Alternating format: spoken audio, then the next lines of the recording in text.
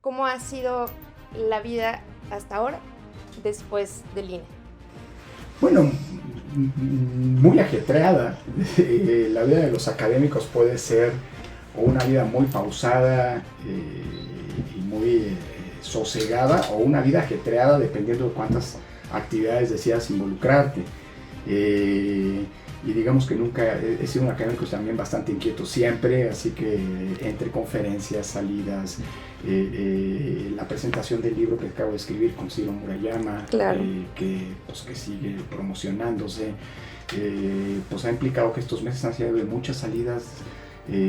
Terminé mi curso en la Facultad de Derecho y de involucrarme en muchos de los nuevos proyectos y sobre todo ir construyendo lo que viene el próximo año. Para el próximo año la idea es hacer un seguimiento del proceso electoral desde la academia, ¿no? Una especie de observatorio. Bueno, ha sido una vida, digamos, sin las presiones que supone claro. el cargo público. Uno sigue teniendo una presencia pública inevitablemente. Hay mañaneras en las que se me sigue emocionando y bueno, en esta nueva etapa, que además, como ocurría antes de haber entrado al INE, cuando estaba en la universidad, pues también con espacios en los medios de comunicación, tanto en el periódico, con mi columna semanal, como en comentarios en espacios televisivos. Su intención sí es seguir entonces cuidando, digamos, desde otra trinchera lo que se puede respecto a la democracia. Sí, yo creo que la construcción de lo que se conoce como integridad electoral no es solamente una responsabilidad de las autoridades electorales, que tienen un papel fundamental sin lugar a duda, pero no exclusivo. Desde la academia, desde los ámbitos de la sociedad civil, desde el periodismo, pues hay muchas, no solo oportunidades, sino obligaciones en términos de compromisos para poder construir o contribuir a la construcción de la integridad electoral. Las elecciones del próximo año van a ser elecciones muy complejas. Son elecciones que se van a dar en un contexto de actores políticos que han adelantado, a pesar de que las normas lo prohíben expresamente, el proselitismo, por un lado. Por otro lado, servidores públicos que parecen haber olvidado lo que en su momento demandaron cuando eran oposición, en el sentido de cumplir con, digamos, ese principio de neutralidad y de imparcialidad que la función pública impone y que la Constitución les establece. Así que, digámoslo así, riesgos en un contexto además marcado por la desinformación, por una profunda polarización y una intolerancia que debería preocuparnos a todas y todos, pues habla de una responsabilidad colectiva de cuidar el proceso electoral, porque de otra manera puede descarrilarse, aun y cuando lo mejor que hemos hecho en este país en los últimos 25 años ha sido construir un sistema electoral fuerte, robusto, que nos ha permitido una alternancia inédita y que las elecciones ya no traigan aparejados conflictos postelectorales. En los últimos 9 años no ha habido un solo conflicto postelectoral, a pesar, digamos, de circunstancias muy complejas. Bueno, ¿qué les voy a decir a ustedes? Sí, total. Hacer elecciones en Michoacán no es sencillo, en donde hay presencia tanto de la criminalidad organizada como, por ejemplo, conflictividad social, como en el caso de Cherán y en la Meseta Tarasca, que implica una enorme atención de distintos actores, insisto, para que las elecciones generen al final del día paz pública. Así que pues desde la academia lo que hagan los órganos electorales no solamente va a ser acompañado de mi parte, de los equipos que logren conjuntarse y de los proyectos que se echen a andar, en el sentido de que desde aquí seguiré defendiendo la institucionalidad democrática, pero también exigiéndole. Tampoco se trata de cheques en blanco o de concesiones gratuitas. Como funcionario público siempre pedí a la academia, a los medios de comunicación, un acompañamiento, pero no incondicional, un acompañamiento tan crítico como fuera necesario, pero eso sí, robusto, para poder, insisto, contribuir a la generación de integridad electoral. Desde el IE van a tener en mí a un aliado, pero también a un exigente, crítico, sí, digamos, totalmente, de las decisiones, ¿no?, que vayan tomando. Exacto. Es parte de ese rol que creo que es indispensable y que genera pues esas relaciones, esas alianzas virtuosas, digamos, entre la sociedad, la academia y la propia institucionalidad electoral, ¿no? Así es. ha sido, o digo, para cualquier estado, ha sido muy señalada y lo hemos visto, ¿no? Este recurso que se utiliza para llevar a cabo elecciones, los señalamientos que incluso usted tuvo también ¿no? Que sí, cuánto iba a ser de liquidación, que si no, todo este tipo de cosas. Entonces, ha habido este señalamiento y esta parte de que se ha hablado de que puede ser un gasto injustificado, ¿no? Para todo lo que implica cuidar y velar la democracia, velar las elecciones, pero hasta qué punto también pudiéramos hablar de otro tipo de recurso público que también pudiera ser llamado injustificado y que realmente pudiera ser traducido a una compra de votos, ¿no? Hace ratito mencionaba esta parte de cómo es que pareciera que estamos en plena campaña electoral. Y ahí podríamos incluso hablar de un posible también gasto, ¿no? Bueno, yo creo que en este sentido lo primero que hay que decir es que el gasto que se haga en la construcción de condiciones democráticas para la ordenación del poder en México y en cualquier parte del mundo es un gasto absolutamente justificado. Claro. Es decir, nos costaría muchísimo más, por ejemplo, no tener todos los controles que se han venido construyendo a lo largo del tiempo y que cuestan.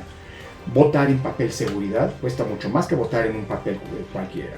Tener que hacer, lo más caro de una elección es el trabajo de campo, y tener que visitar durante una elección federal entre 12 y 13 millones de ciudadanos en su domicilio cuando solamente requieres 1,5 para instalar las mesas de casilla, pues es un gasto, pero es un gasto necesario porque eso es lo que te garantiza al final del día la aleatoriedad que se busca detrás de la insaculación, del sorteo del 13% del padrón, para que se acote la probabilidad de que haya un sesgo en el nombramiento de quienes van a recibir y contar los votos de sus vecinos. Entonces, todos estos procedimientos que a lo largo del tiempo se fueron instaurando como parte de de nuestra integridad electoral, pues sin lugar a dudas son costosos.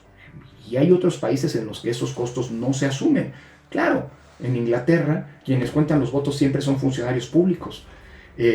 No sé si, por ejemplo, nos generaría un problema si, por decir algo, los servidores de la nación fueran quienes recibieran y contaran los votos. Yo supongo que alguien diría, perdón, así no. Bueno, pues es parte de nuestra propia historia. Eso no quiere decir que hacer elecciones implique despilfarro de recursos públicos. Pero a mí que me demuestren dónde hay despilfarro y entonces nos sentamos a hablar. O que las elecciones son más caras en México que en otros, las más caras del mundo. Eso es falso.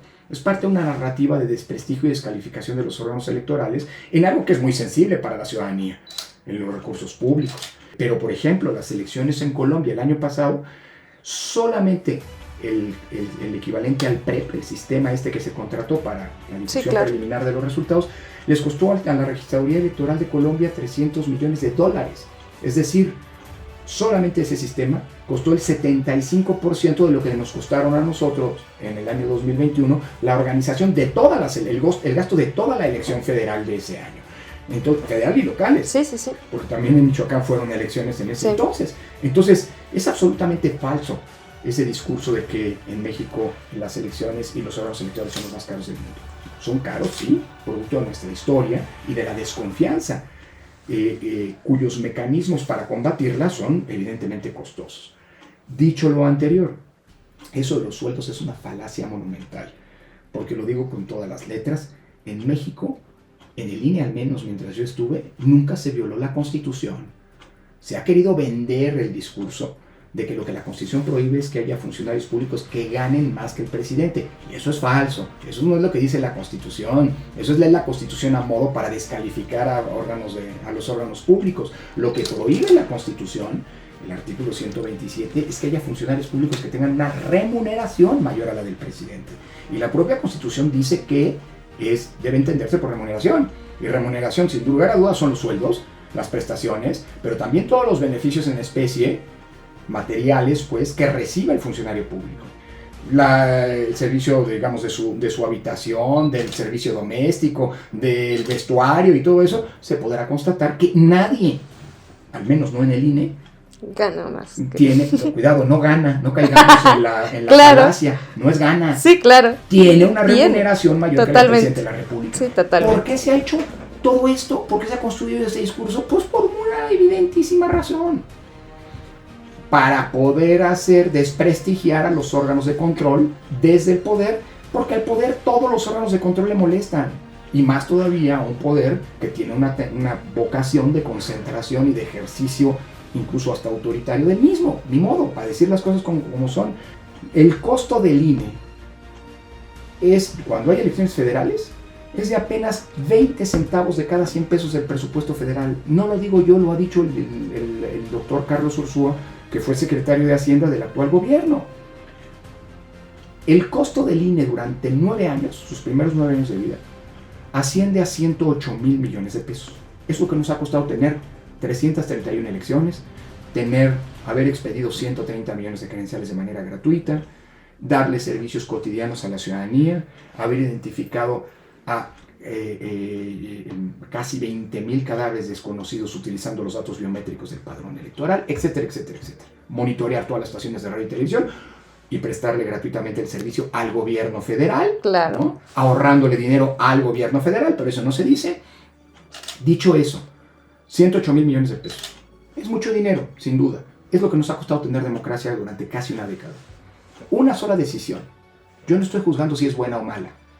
Una sola decisión unilateral del presidente de la República, que fue cancelar el aeropuerto de Texcoco, implicó un gasto para el erario público del orden de, lo dice el secretario de Hacienda, el primer secretario de Hacienda de este gobierno, de cerca de 300 mil millones de pesos.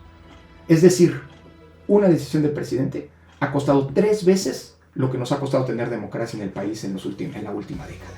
Entonces, pues, digamos, pues, con estas cifras sobre la mesa, pues está claro que todo el discurso del gasto en elecciones, del gasto que nos cuesta nuestra democracia, en realidad es un discurso político. ¿Cómo actualmente hemos podido visualizar cómo ha compaginado o cómo pudiera resultar hasta cierto punto irónico que vemos que en la ciudadanía puede existir desconfianza, que puede existir apatía, pero que al mismo tiempo se manifiestan y se presentan de esta forma? No es como esta parte de siempre lo mismo, ¿no? De nuevo caemos, pero aquí estoy y voy a defender a la institución que va a avalar que si hoy decido ir a votar o no decido ir a votar, sí, será transparente, ¿no? A ver, tienes toda la razón, pero yo creo que también se ha construido, es cierto, hay muchos elementos para poder decir que hemos entrado en una etapa de apatía de la ciudadanía respecto de los asuntos públicos, de los asuntos políticos. Pero yo creo que hay que relativizar este hecho. Es decir, se ha construido también una especie de mito que la ciudadanía en México no participa y demás. Eso es falaz. Sí, claro, porque vemos este tipo de ¿no? Bueno, pero esta es solamente la última de las excepciones, sí, y tiene además ciertas particularidades. Totalmente. Pero a ver, en las elecciones federales tenemos índices de participación que, por supuesto, están lejos de los que tal vez desearíamos. Pero un 64% de participación en una elección presidencial es un índice de participación muy respetable. Sí, claro. Claro, hay elecciones, sobre todo las municipales y demás, en donde tiende a bajar, y algunas zonas del país en donde la participación es muy precaria, 20 y tantos %, como en Baja California y demás. Es cierto. O sea, yo no estoy tratando de decir que no es cierto, que no haya una apatía y que es falaz ese discurso. No, claro que todos los esfuerzos que se hagan para incrementar la participación ciudadana deben ser bienvenidos. Dicho eso, yo también creo que en México tenemos una sociedad cada vez más politizada. Sí. No sé si por las mejores razones. Parte de la polarización que desde la propia presidencia de la República se ha venido generando, y eso es innegable. Es decir, estamos viviendo un momento... La polarización no es algo nuevo. Sí. Es más, siempre me gusta decir que las elecciones traen implícito un espacio institucionalizado para que esa, digamos, polarización se procese, que son las campañas electorales. Las campañas electorales son momentos de contraste, de contraposición entre las distintas fuerzas políticas. No son elegantes charlas en un salón de té de caballeros ingleses del siglo XIX, ¿no? Claro. Aunque las causas pueden ser distintas, siempre dice Kim, hay 2 constantes, 2 variables que están siempre presentes. La primera es que siempre hay un autor o algunos autores de la muerte de la democracia. Es decir, son aquellos que la atacan, la desmantelan, la erosionan, hasta agotar. Claro. Y esos King los define como los culpables de la muerte de una democracia. Pero hay otro factor que siempre está presente, otra variable constante en la muerte de todas las democracias, que es, digámoslo así, la pasividad de muchos que por miedo, por indiferencia, por desidia, dejaron al culpable de la democracia actuar. Se hicieron a un lado y dejaron que él o los culpables desmantelaran la democracia. Y esos, dice King, son responsables o corresponsables de la muerte de la democracia. Y siempre ha habido estos dos factores. Claro. Bueno, en un país como México, en donde la construcción de la democracia en su dimensión electoral nos ha costado tanto tiempo, esfuerzos económicos, políticos, sangre incluso. Michoacán es un estado que aportó mártires, déjame decirlo así, en la construcción de nuestro sistema democrático. Es decir, en un país en donde la construcción de la democracia es una obra de la sociedad, pues es muy estimulante ver que la sociedad también no está tomando el rol de pasividad, de responsabilidad frente al desmantelamiento de las instituciones democráticas, sino que sale, pues las protege, las defiende. Es decir, para decirlo en breve, en México la construcción de la democracia fue una construcción de la ciudadanía, y la defensa de la democracia está siendo una defensa que se está dando desde la propia ciudadanía, y eso es algo muy estimulante, ¿no? Y que hay que procurar que no sea algo esporádico, sino que pues, sea algo que se consolide, que permanezca. Y doctor, ¿cree que pudiéramos acabarnos el abecedario? ¿Pudieran intentar llegar hasta el plan Z y más allá? Las pulsiones autoritarias son infinitas, y el poder, por su propia definición, pues busca preservarse en él. Es decir, pues eso es, mira, a mí me gusta siempre citar, y así arranco todas mis clases de Derecho Constitucional, citando a un arquitecto, que construyó mi casa, un famoso arquitecto de la universidad, decano de la Facultad de Arquitectura de la UNAM, Héctor García Olvera, que me contaba que cuando daba clases de hidráulica, le decía a sus alumnos que la mejor manera de entender el por qué al agua hay que encauzarla, acotarla, porque hay que tener cuidado con el agua, pues, porque hay que hacer dobles aguas, porque hay que hacer represas, porque hay que impermeabilizar una casa, etcétera, etcétera. La mejor manera de entender todo esto, decía, es entender lo que llamaba la ley fundamental de la hidráulica. Lo que define un sistema democrático de uno que no lo es la existencia de ciertas reglas para que en el poder esté quien la mayoría de la ciudadanía decida con su voto libre y a través de elecciones auténticas. Por eso desde el poder siempre intentan socavarse las reglas de acceso al poder. Déjame decirlo así. La transición a la democracia en México, la construcción de nuestro sistema electoral ha sido como construir una especie de escalera, cada vez más ancha, cada vez más robusta, cada vez más firme, cada vez más sólida, para que quien tenga los votos pueda acceder al primer piso, desde donde se gobierna. El poder siempre va a intentar que esa escalera, cuando se es oposición, exista, y cuando se llega al poder, pues no. ¿Sí? Es una vocación casi natural del poder, que una vez llegado desde el primer piso quieran quitar esa escalera. Sí, me imagino a alguien arriba subiendo y pues sí, subiéndose con la escalera. No que suba nadie más, porque que suba alguien más significa que esa escalera es de ida y vuelta. Sube si tienes los votos, baja si la ciudadanía no lo quiere. Y eso es normal, hay que entenderlo. Claro, esa es la vocación autoritaria que inevitablemente tiene el poder. Yo sí creo que hemos enfrentado en los últimos meses riesgos de regresión autoritaria en distintos planos. Las autoridades de control, este discurso hace unos meses era un discurso que podías aplicar perfectamente al INE, pero que podés aplicar, por ejemplo, a lo que está ocurriendo con la Corte. Claro. O con el INAI. Yo creo que si ves lo que ha ocurrido en los últimos 5 años, 6 años, 10 años en el mundo, puedes encontrar 5 grandes mecanismos de acoso desde el poder a las instituciones de control del poder mismo, instituciones democráticas de control del poder. Nosotros no solo nos descalificaron, que si ganamos más que el presidente, que si éramos corruptos, que si trabajábamos para la oposición, sino amenazas de ir a nuestros domicilios con turbas violentas, sino además, hombre, por primera vez en la historia de la transición, 6 consejeros fuimos denunciados penalmente por el presidente del Congreso por decisiones que tomamos en el ámbito de nuestras atribuciones. Cuando esas decisiones, las reglas son que se impugnan por la vía de los tribunales electorales, no utilizando el chantaje del brazo penal del Estado. Claro. Tercer eje, las restricciones presupuestarias. Bueno, afortunadamente Michoacán no ha sido el peor caso, el IEM no ha sido el peor caso, pero también en el caso de Michoacán ha habido esa stringencia que en el caso del INE en 2022 llegó a impedirle al instituto, por falta de recursos, cumplir con lo que decía la ley de revocación de mandato. Cuarto eje, las amenazas de reforma.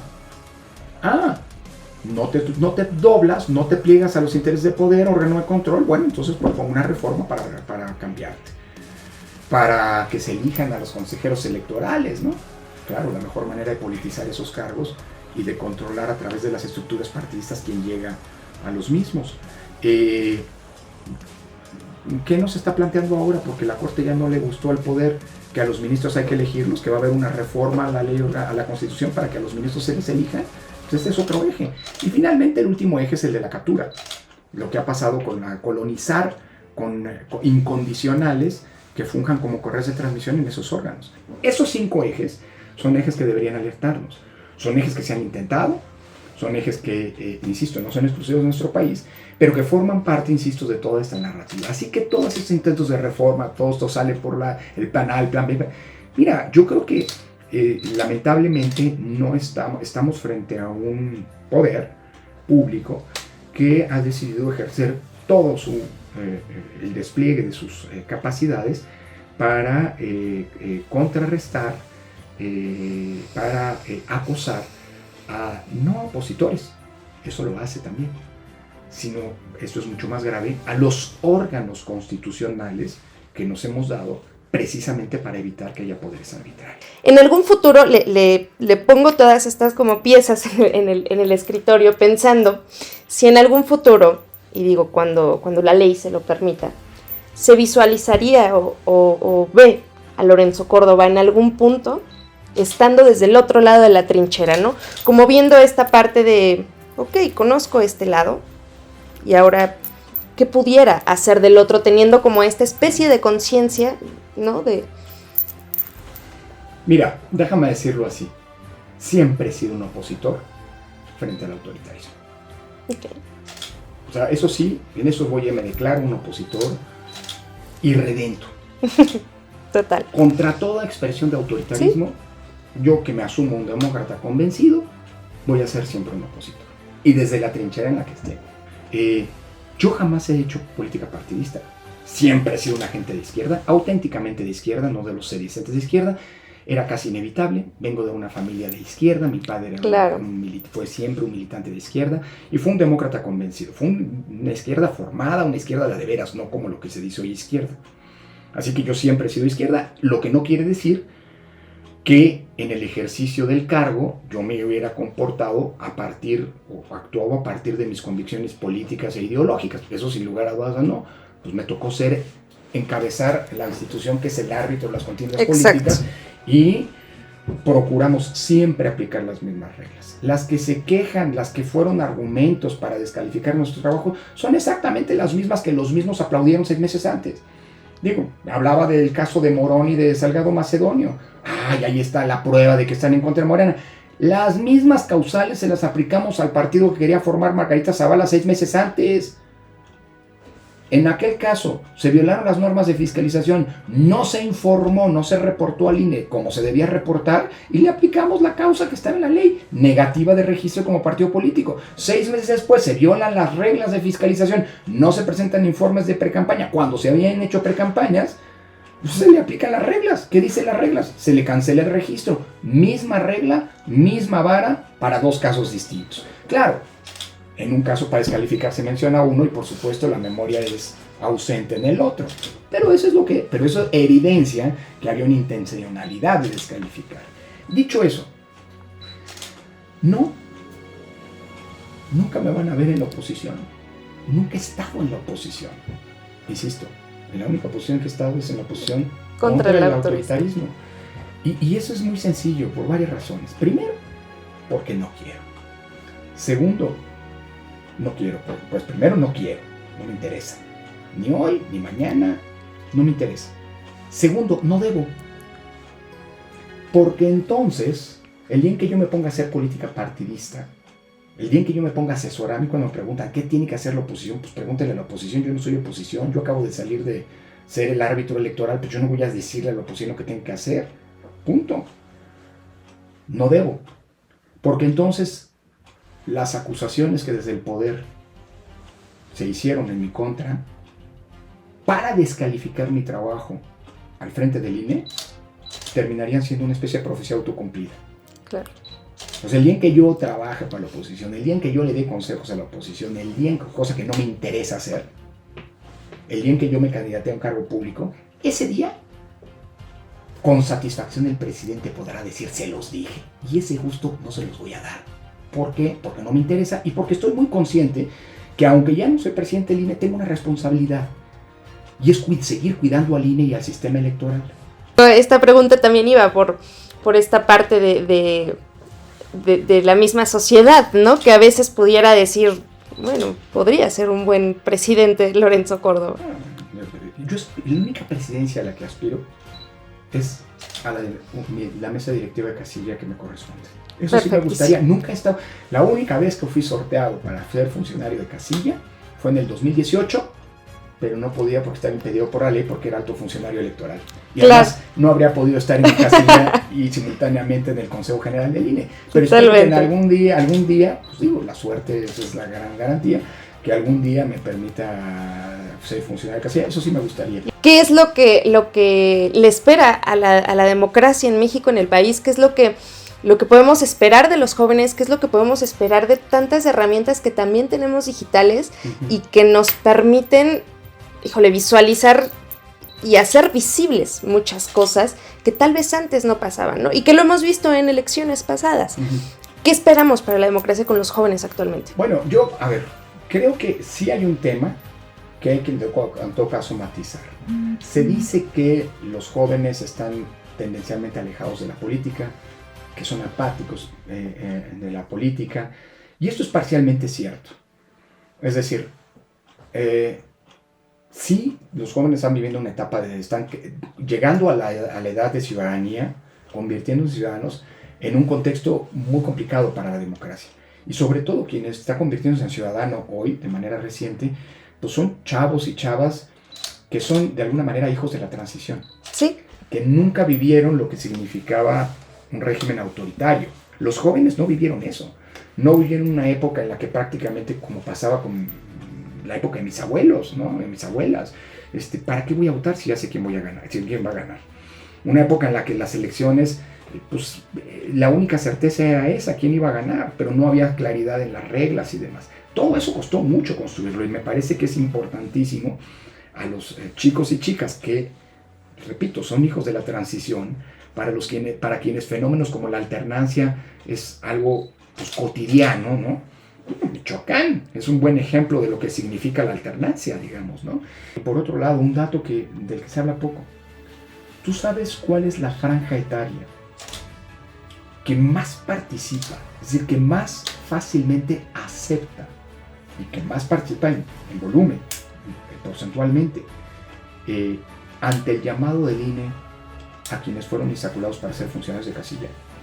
Los jóvenes, me imagino. La franja etaria entre 18 y 25 años. Por mucho. Es decir, hombre, un joven apático que no está interesado en la política. Sí, claro. Pues, a lo mejor muchos de esos no votaron, ¿eh? ¿Quién sabe? Pues depende también de la oferta política. Pero son gente que chicos y ciudadanas y ciudadanos que dijeron, no, yo sí voy, yo me paro allí, yo recibo, cedo este domingo y se lo dedico a recibir y contar los votos en mis destinos y a ser garante del sistema electoral. Entonces, digamos, no estoy diciendo que con esto, que ya el trabajo está hecho, por supuesto que no. Creo que la construcción de ciudadanía tiene que ser uno de los grandes desafíos en los que no podemos doblar las manos, ¿no? En aras de seguir robusteciendo nuestra democracia. Pero creo que estas paradojas son paradojas que alientan. Por un lado vemos a chicos que dicen, pues, la política no me interesa nada. Bueno, Habrá que ver cómo nos va el próximo año, ¿no? Y ahí podremos hacer las elecciones, Claro. siempre son un buen termómetro de participación o no. Pero mira, por ejemplo, la consulta infantil del 2021 ha sido la de mayor participación a lo largo de toda la historia. Claro, hombre, hubo más días para participar, pero es una participación copiosa, no solamente de los chicos y chicas, de las niñas y niños que están todavía lejos de la ciudadanía, sino de justamente esta franja de adolescentes que están justo en la antesala de la convertirse en ciudadanos. Entonces, yo creo que hay muchos elementos que nos deben hacer llevar a pensar si hay futuro en este tema, aunque por supuesto pues, hay que seguir trabajando y no hay que conformarse con los grados de participación ciudadana que estamos teniendo hoy en día, sobre todo los chicos y chicas de los jóvenes. Claro. Doctor, para cerrar, me gustaría hacer una pequeña dinámica, decirle algunas palabras Ok, y me diga lo primero que se le Me viene venga a la mente. a la De cabeza. acuerdo. Perfecto. Futuro, esperanza, retroceso, posibilidad, polarización, algo muy delicado democracia, y riesgos, te diría. Democracia, el futuro de la humanidad manifiesta. poder, Necesario, igual que su control y límites. El árbitro, poder es canijo. sí. Árbitro, Indispensable en una democracia. México, La casa de todas y todos. Indi- En nuestra pluralidad de diferencias. claro. Independencia, Condición fundamental del arbitraje político. y por último, agradecimiento.